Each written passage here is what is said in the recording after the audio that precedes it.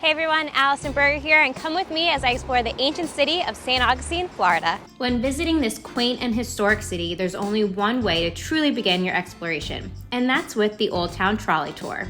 It starts at Old Town St. Augustine, which is where the Old Town Jail is, as well as other attractions.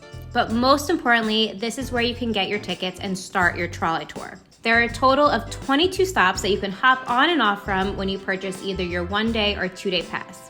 As you tour through the city, you are given a history lesson and told facts about all the buildings and landmarks that you pass. The first place I really wanted to stop at was the Villa Zoraida Museum. This Moorish-style home was built by Franklin W. Smith in 1883 to be his winter home.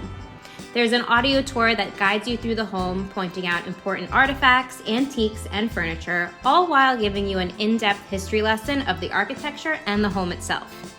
When you purchase your trolley ticket, you are also offered discounted tickets to many of the attractions in St. Augustine. And even though the Castillo de San Marcos is not one of them because it's a national park ran by the government, I still recommend getting off the trolley and visiting the oldest fort that's in the continental US. The next place I'd recommend stopping at is the Fountain of Youth Archaeological Park.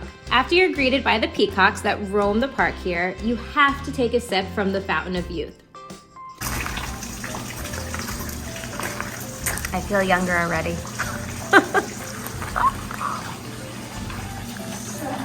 I don't think it has an acquired taste. It tastes normal.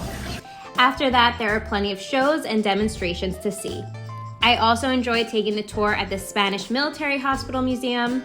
At this point in the day, you're going to be getting thirsty. So head on over to the St. Augustine Distillery, where they do have a free self-guided tour you can take, but I think you'll have an even better experience if you take one of their guided experiences. I took their Spirit of Florida Bourbon experience, where I received a much more in-depth history lesson about bourbon itself, the building, and how the St. Augustine Distillery came to be. Of course, along with the tasting, before being brought out onto the distillery floor where you get to see where all the magic really happens. Now, if you're still thirsty after that, the San Sebastian Winery is close by where you can take their free tour that comes with plenty more sips. The trolley does offer a free shuttle to go over the bridge, but I chose to drive when it was time to visit the St. Augustine Lighthouse and Maritime Museum, where you can walk up the 219 steps to the top of the lighthouse, but also you should walk around the grounds where they have different exhibits on display. Across the street from the lighthouse is the alligator farm, where there are so many gators to see, along with some other friends. The best way to spend an evening in St. Augustine is by the water, so I'm taking Red Boat's Sunset Cruise. Located at the St. Augustine Marina at Villano Beach, as you walk down the pier, that's where you'll take off for their Sunset Cruise. This hour-and-a-half cruise takes you down the intercoastal where you'll get amazing views, while hopefully getting lucky enough to see some wildlife, like these dolphins.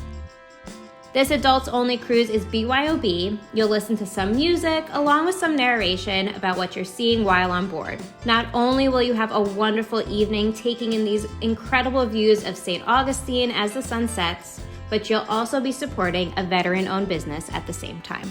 I hope you enjoyed checking out St. Augustine with me. For more information about all the things that I did, check out the links below. So until next time, I'm Allison Berger, and don't forget, I'm FunSized.